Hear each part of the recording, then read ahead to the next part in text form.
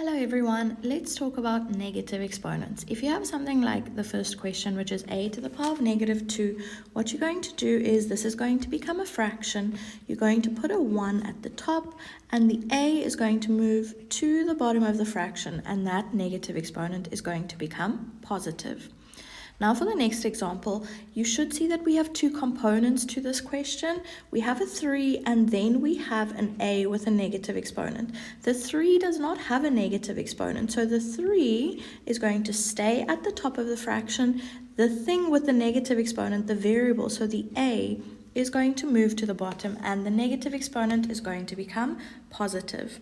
For the next question, again, we have a 2 in the denominator already, and then we have an a with a negative exponent.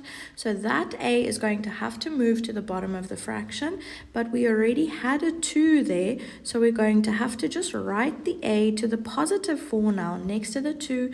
At the top, we can't just leave it blank. We're going to put a 1 at the top.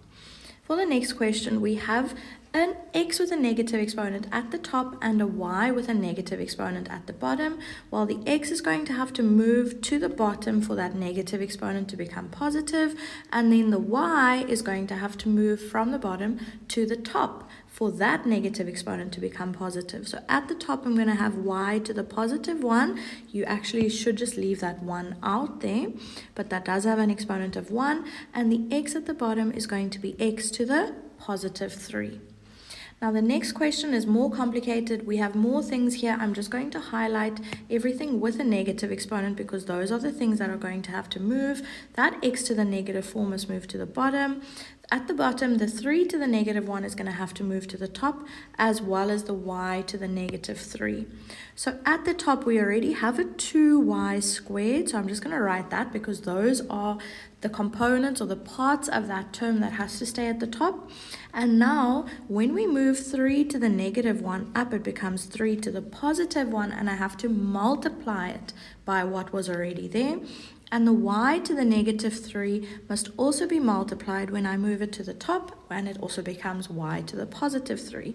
At the bottom, I'm going to have what I already had, which was an x, and now the x to the negative 4 at the top of my fraction has to move down, and it's going to become x to the positive 4. This can now be simplified. So at the top, we have 2 times 3, which is 6. We have no x's, but we do have a y squared and a y to the power of 3. Now, when we times those together, remember we add the exponents. So 2 plus 3, when I add them, will give me 5. And at the bottom of my fraction, I have an x to the 1 times x to the 4. That will also give me x to the 5. I would like you to do the last one on your own. Pop your answer in the comment section and I'll tell you if you're correct.